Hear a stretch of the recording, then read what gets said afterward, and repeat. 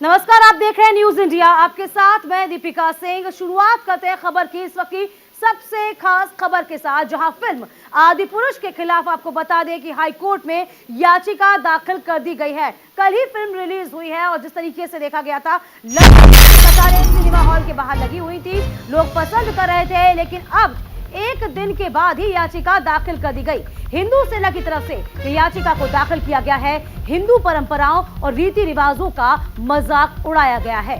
किरदारों को भी गलत तरीके से दिखाने का आरोप कहीं ना कहीं लगाया गया।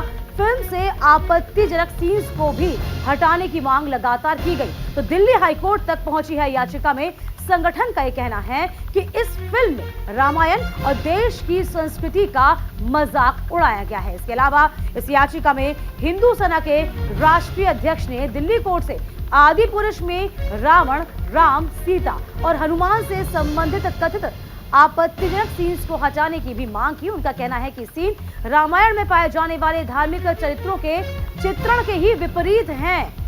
तो जिस तरीके से आपको याद होगा कि आदि पुरुष को लेकर किसी तरह की कोई ब्रांडिंग नहीं की गई थी, कहीं भी आपको बता दें कि प्रमोशन के लिए कोई टीम नहीं पहुंची थी, जिसके पीछे एक मुख्य वजह, एक मुख्य कारण यह बताया जा रहा था कि कहीं ना कहीं की फिल्म में किसी भी चरित्र को लेकर कोई आपत्ति ना हो, इसी को लेकर इसकी कोई ब्रांडिंग भी नहीं हुई थी, कहीं कोई प्रमोशन भी नहीं किया गया था। लेकिन उस तमाम चीजों के बावजूद भी आखिरकार ये फिल्म विवादों में आ गई है। आदि पुरुष के खिलाफ हाईकोर्ट में याचिका दाखिल की गई है।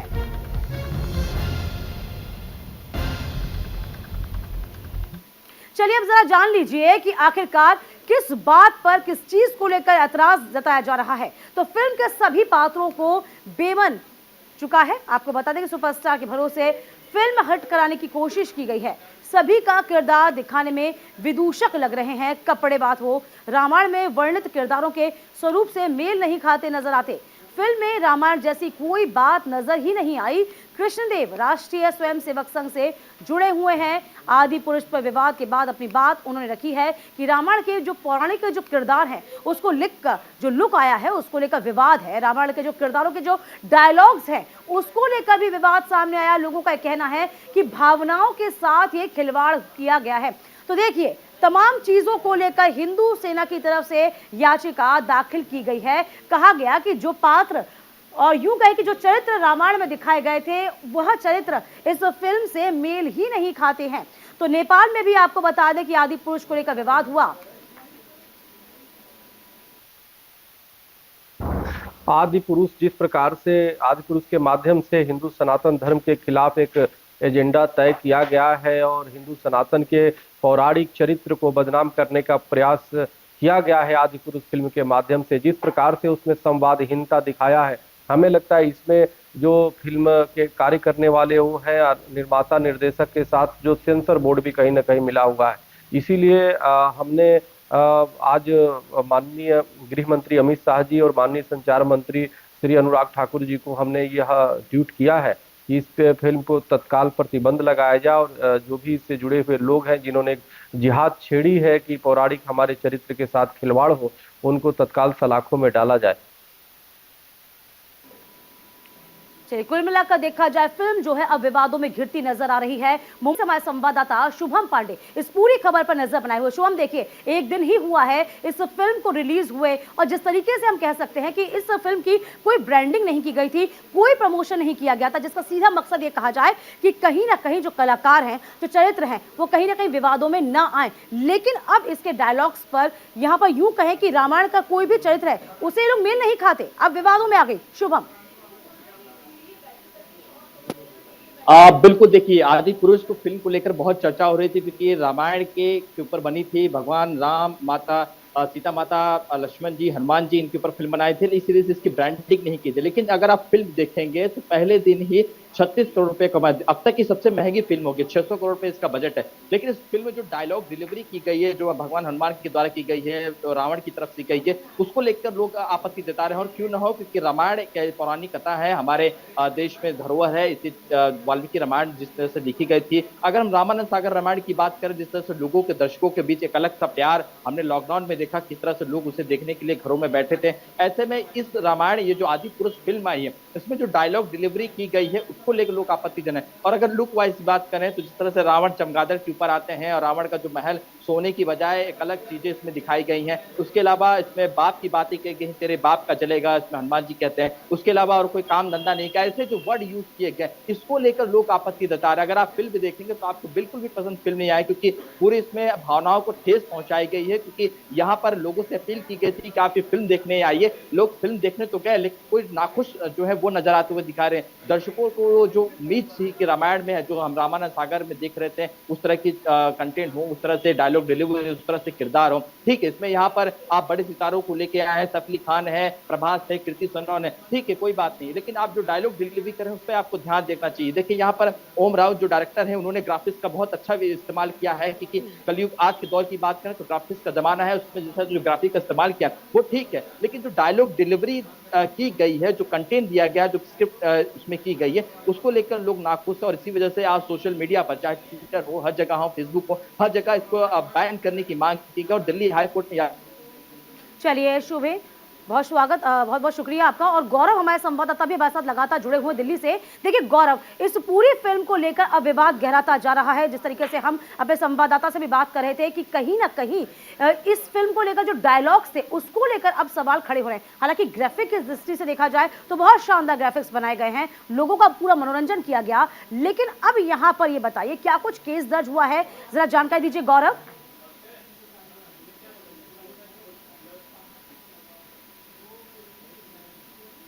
गौरव, आप तक आवाज पहुंच पा रही है? उसके बाद से लगातार इसको लेकर के एक विवाद बन गया था।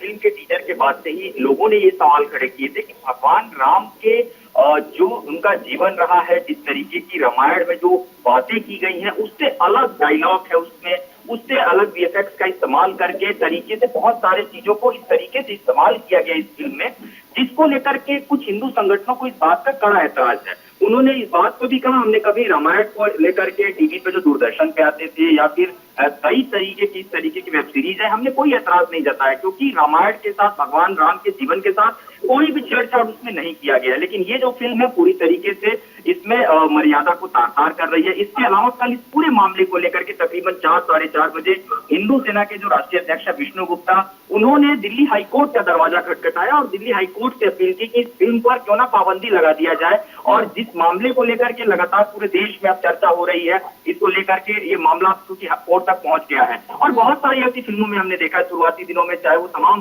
फिल्मों की बात करें, पीके की बात करें, पद्मावत की बात करें, तमाम ऐसी फिल्मों का बहुत ज्यादा विवाद हुआ, उनके पटकथा को लेकर के विवाद हुए, कुछ सीन्स को लेकर के विवाद हुए। लेकिन ये जो विवाद है ये सिर्फ इसलिए है क्योंकि यहाँ पर बात आ रही है सीधे सीधे हिंदू धर्म से जुड़ी मान्यताओं की, भगवान राम के जीवन की, उनके आदर्शों की, उनके मूल्यों की। तो तमाम चीजों को लेकर के एक बड़ा तबका है जो इस बात का विरोध कर रहा है कि आप किस प्रकार का रामायण लोगों के बीच में परोस रहे हैं, युवाओं को किस प्रकार का ये रामायण दिखा रहे हैं। इस तरीके का एक पूरा जो मामला है, अब धीरे धीरे तमाम हिंदू संगठनों ने इसको लेकर कड़ा ऐतराज जताया। आपको बता दें कि कल राजधानी दिल्ली के कुछ सिनेमा हॉलों के बाहर भी कुछ हिंदू कार्यकर्ताओं ने, कुछ संगठनों के लोगों ने अपील की कि वो फिल्म का बहिष्कार करें। और लगातार क्योंकि इस फिल्म की अगर हम बात करें, बिल्कुल गौरव, हम इसे ये भी कह सकते हैं कि कहीं ना कहीं जिस तरीके से इस फिल्म को लेकर कोई ब्रांडिंग नहीं सामने आई थी, कोई प्रमोशन नहीं किया गया था, जिसकी एक खास वजह ये भी कही जा रही थी कि कहीं ना कहीं देखा जाए कि इसके जो चरित्र हैं वह कहीं विवादों में न घिर जाएं, लेकिन ऐसा हो ना सका। ये फिल्म जब रुपहले पर्दे पर रिलीज होती है तो अपने डायलॉग डिलीवरी की वजह से किस तरीके से विवादों में फंसती अब नजर आ रही। बहुत शुक्रिया गौरव आपका तमाम जानकारी देने के लिए। इधर आरजेडी विधायक रीतलाल यादव का विवादित बयान सामने आया है। मस्जिद में बैठकर लिखी गई है रामचरित्र मानस, बीजेपी एक दूसरे को लड़ाने का काम करती है। आरजेडी विधायक के बयान पर बीजेपी ने भी पलटवार किया है। तो बड़ी खबर आपको बता रहे हैं, जहां पर बीजेपी एक दूसरे को लड़ाने का काम करती, तमाम बातें यहां पर कहते नजर आए। आरजेडी के विधायक रीतलाल यादव का ये विवादित बयान सामने आया है कि मस्जिद में बैठकर रामचरित्र मानस को लिखा गया है। रामचरितमानस को लेकर यह विवादित बयान दिया गया है। उसी पर बीजेपी ने भी पलटवार किया। रामचरितमानस को लेकर साफ तौर पर एक बार फिर से सामने आई रीतलाल मस्जिद में बैठकर लिखी गई है।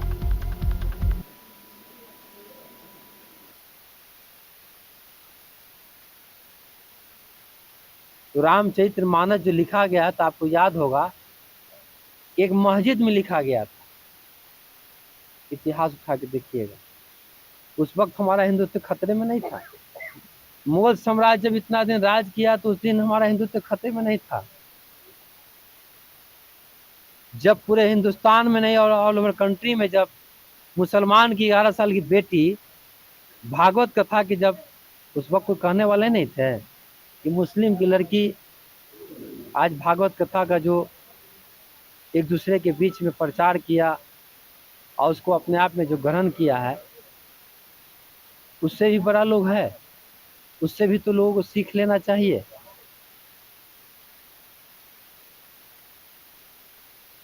हो सकता है लालू जी के चरवाहा विद्यालय में जब से माननीय मुख्यमंत्री नीतीश कुमार जी एडमिशन लिए हैं तब हो सकता है लिखा गया हो, तो मैं नहीं बता सकता। लेकिन रामायण श्री तुलसीदास जी कहाँ लिखे थे सो आप जानते हैं, वाल्मीकि जी कहाँ लिखे थे सो भी सब लोग जानता है। इसलिए मस्जिद में बैठ कर के रामायण लिखा गया था। इसका पढ़ाई चरवाहा विद्यालय में जब से माननीय मुख्यमंत्री जी नीतीश कुमार जी एडमिशन लिए होंगे तब हुआ होगा, या तेजस्वी यादव जी ही इसके हेडमास्टर होंगे तब पता होगा, हम लोग को नहीं पता है। तमिलनाडु बीजेपी के सचिव एसजी सूर्या गिरफ्तार हुआ है। साइबर अपराध पुलिस ने एसजी सूर्या को गिरफ्तार किया। बीजेपी प्रदेश अन्नामलाई की गिरफ्तारी को निंदनीय बताया गया है। ट्वीट कर डीएम के सरकार पर निशाना साधा गया। आपको बता दें कि तमिलनाडु बीजेपी के राज्य सचिव एसजी सूर्या को 16 जून की रात चेन्नई के मदुरै जिला साइबर अपराध पुलिस ने गिरफ्तार किया। उन्हें मदुरै के सांसद सु वेंकटेशन पर उनके हालिया ट्वीट के सिलसिले में गिरफ्तार किया गया। तमिलनाडु के बीजेपी के सचिव एसजी सूर्या की गिरफ्तारी हुई है। साइबर अपराध पुलिस ने एसजी सूर्या को गिरफ्तार किया है।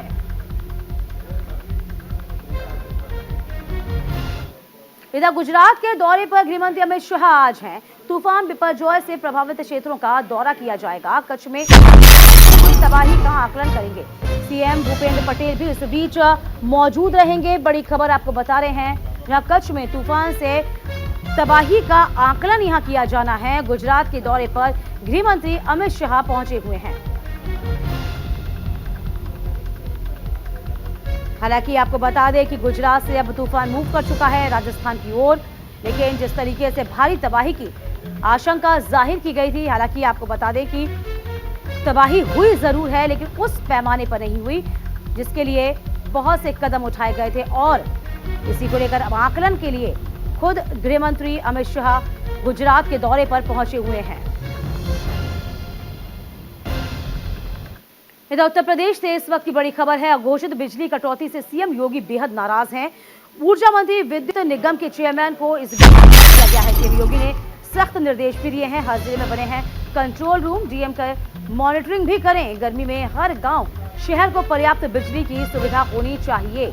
तो बड़ी खबर आपको बता रहे हैं, जहां ऊर्जा मंत्री विद्युत निगम से भी मुलाकात की गई है। उनको तलब किया गया है। सीएम योगी बेहद खास और इस पूरे मामले में बेहद नाराज भी नजर आ रहे हैं।